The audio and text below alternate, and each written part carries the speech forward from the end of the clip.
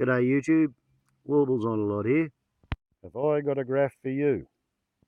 Yes, I have. It's a really good graph. The other day, as I was filling up my fire chariot with motion lotion, at the Bowser as you do, I noticed it was the highest price I'd paid for a while. So I decided to have a bit of a look in the book and see what there was to be seen. Two books, actually.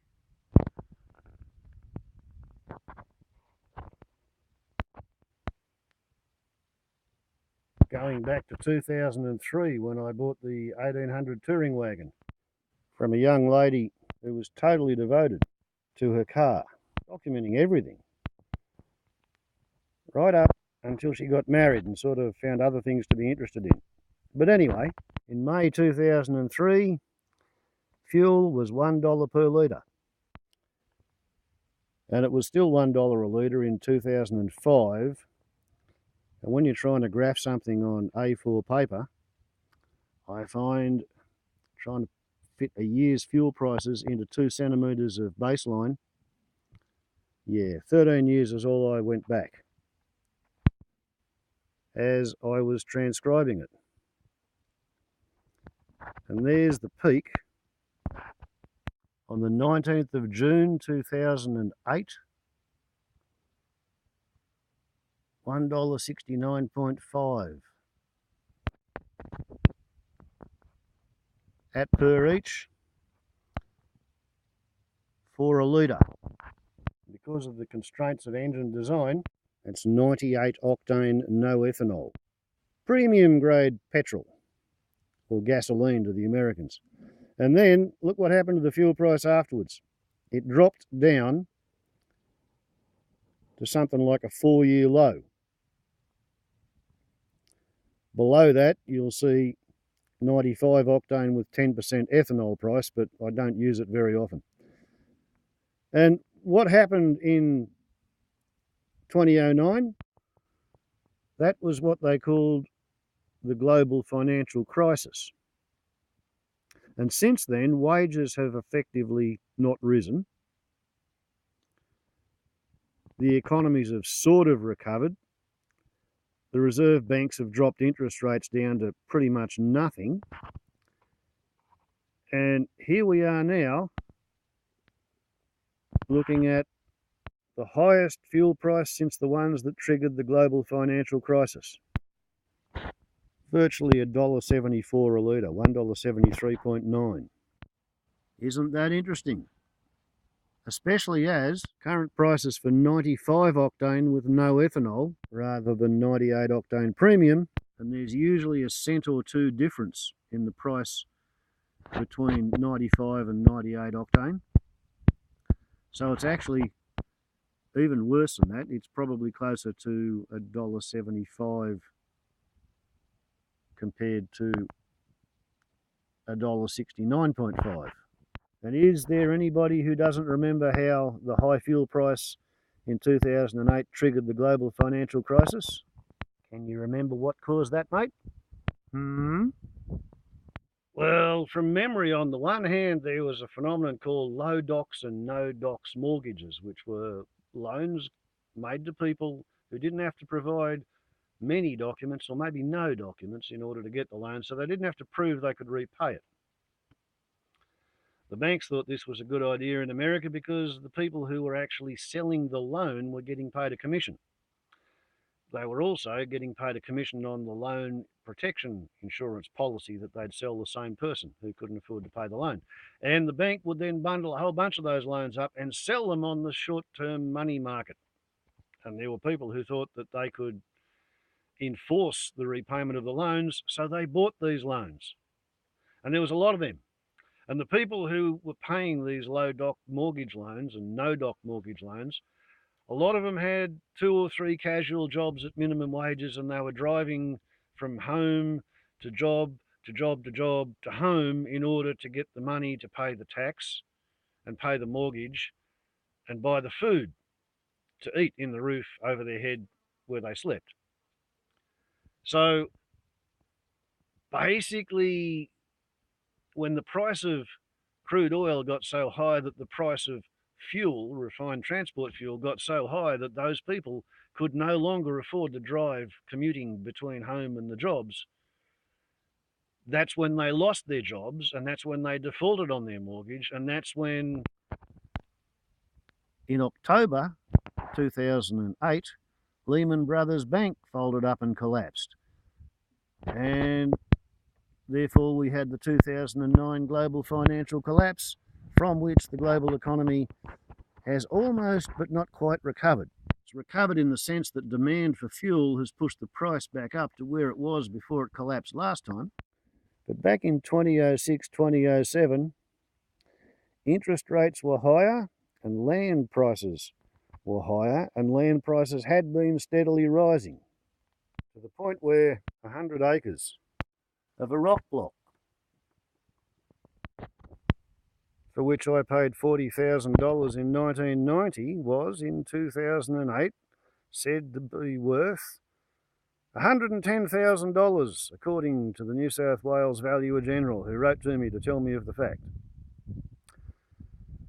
I hadn't done anything to the land, but other people in this shire had sold 100-acre blocks of land to tree-changing, retiring baby boomers. That was in early 2008. Fuel prices spiked. 2009 happened. 2010, 2011, I got a letter from the same Valuer General informing me that the $110,000 rock block was now only worth $76,000. So it had lost 28% of its alleged value, and I hadn't done anything to change.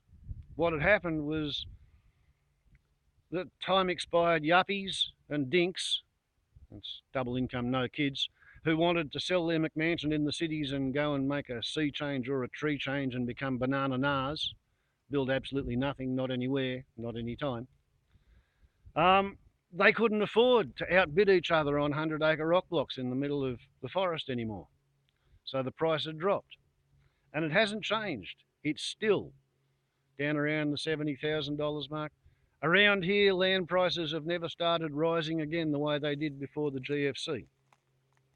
In the towns, or the big towns and the cities, real estate prices have been static or slightly deflating for 18 months to 3 years. Sydney, Melbourne, Brisbane, Perth, particularly Perth. The mining boom had the arse fall out of it, you see. So apparently, the auction clearance rates in Sydney and Melbourne and Brisbane are below 40%. So most of the people who are trying to sell their houses can't actually sell the house, or they're asking too much.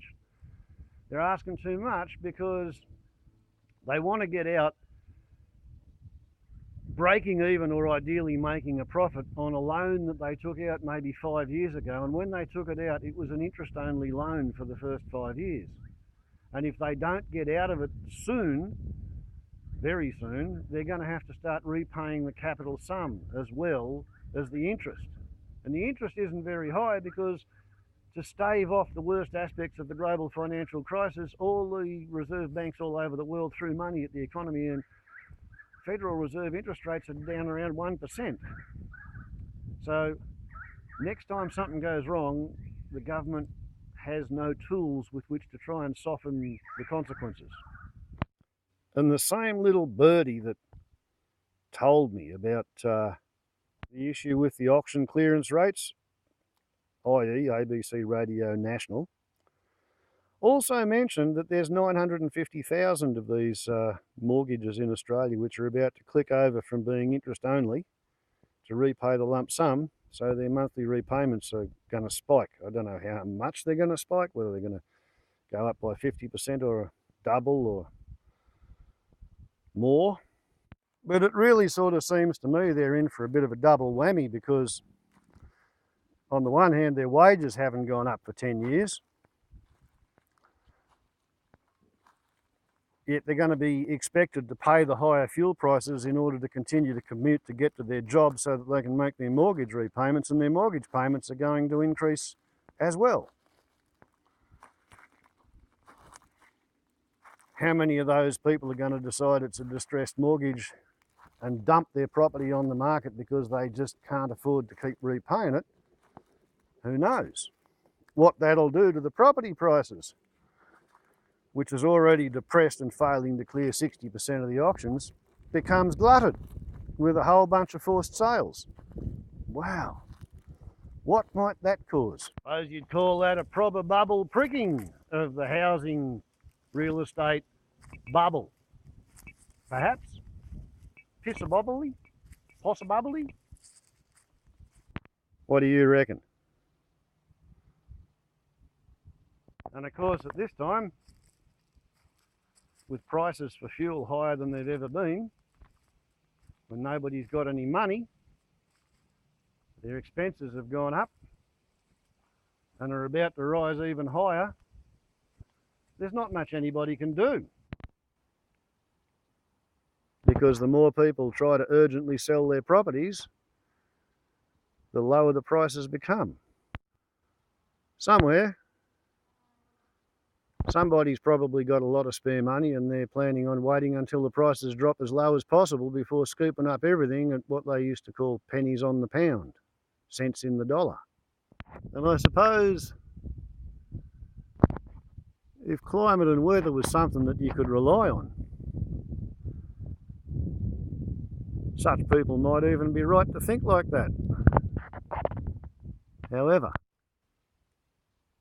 between global warming caused by the continued burning of fossil fuels and the resulting increasing intensity and frequency of extreme weather, record-breaking extreme weather events, to say nothing of trade wars and military tensions, pretty much all stirred up by the Americans.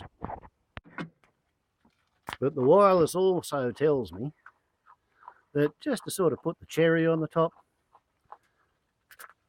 as well as stirring up military tensions and trade wars, the American president has defunded the Centers for Disease Control and the American National Health Organization and the United Nations World Health Organization. So the story is that in the Democratic Republic of the Congo, Bat Eater's virus is loose. And even though the medical industry globally knows what needs to be done and how to treat it, there's no funding to do it properly, but volunteers could be found were it not for the sad fact that in the area where the outbreak is occurring, there are something like 76 different distinct insurgent rebel groups who are having a 97-cornered civil war. So anybody who's not running away from the Bat Eater's virus is running away from the sound of the gunfire. And nobody's got any time to treat or vaccinate or immunise or nurse anybody. Just as we would seem to be poised on the cusp of what the economists laughingly like to call a major correction to the market. Don't they have a delightful turn of phrase?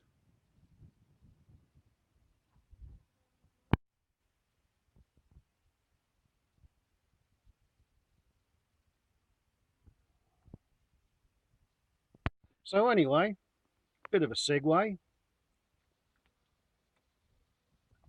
I suppose you'll notice that I had a run-in with a strange hairdresser. One I usually go to is on holidays. There's a new man set up a hairdressing shop in the main street. Haven't had one for a while, so I thought I'll drift away from the ladies' hairdressers where they know what they're doing and go and try out the new fella. Because my channel name is nothing but Truth in Labelling, I was chattering on and I noticed that the scissors were waving close to my eyebrows.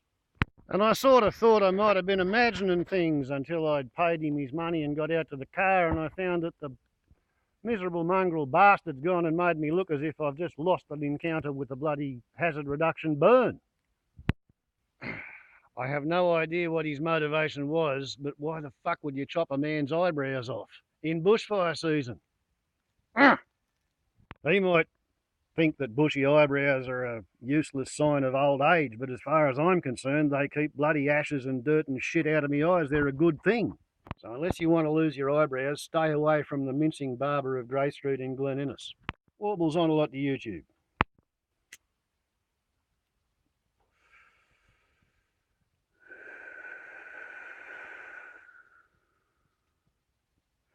calming down. Ciao.